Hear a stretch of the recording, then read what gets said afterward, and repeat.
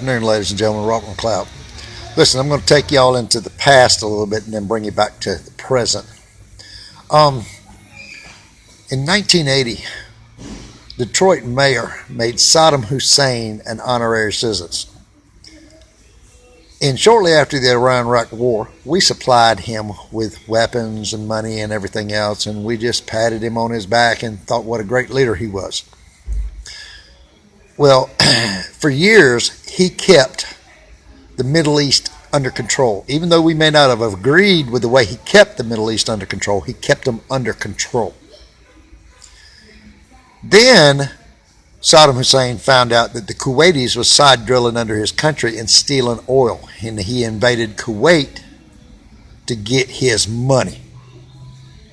The Kuwaitis paid the United States to put Saddam Hussein back in his place, and we did. Then suddenly Saddam Hussein was an evil dictator. He was using weapons of mass destruction, and since nobody would get behind that narrative, we suddenly had an attack on America. Now we'll put Saddam in his place permanently. But part of that, after we went in and invaded Kuwait, invaded Iraq, some of the Iraqi leaders have wanted to know what happened to all that money, $8 billion that was taken out of the Iraqi banks by the United States government. What happened to a lot of the oil? So now the United States pulls out, we move everything to Afghanistan, we start battling Al-Qaeda again.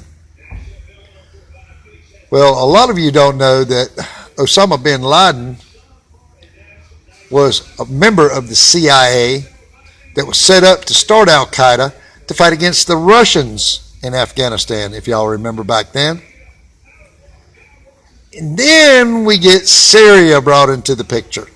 And we have another branch of Al-Qaeda, the Free Syrian Army, that the United States wanted to fund them. A branch of them is now ISIS. And ISIS is out of control. And now some of them are fighting in Yemen. And we got Iran supplying the rebels with weapons. And we're trying to sign a deal, a nuclear deal with Iran that the Israelis have said no. Some of the other people in the region have said no. But we're going to sign a deal with them anyway. Meanwhile, we're sending aircraft carriers to the coast of Yemen to seize Iranian ships that might be supplying weapons to rebels.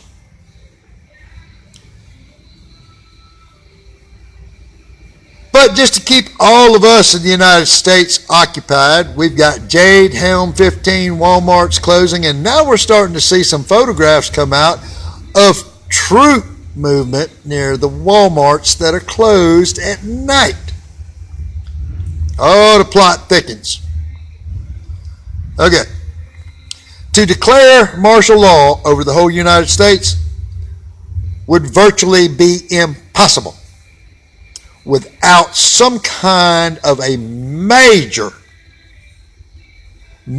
catastrophe, whether it be natural, man-made, or man-made, period. So whatever is in the works behind the twisted, evil minds of those that are in power, while I may not know, you may not know, this is what you can do. Some of you have been prepared for a long time, just like me. Some of you that are not prepared, the only thing I can suggest to you is you better start trying to stock you up some food and water, and if things start happening, stay away from the crowds. Because where people start ganging up and crowding up, it's going to get ugly real fast.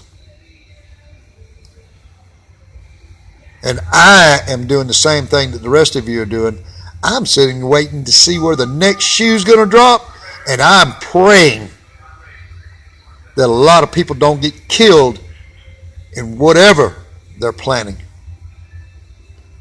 Y'all think about it. That's Redneck's Thought today. And as always, have a blessed day.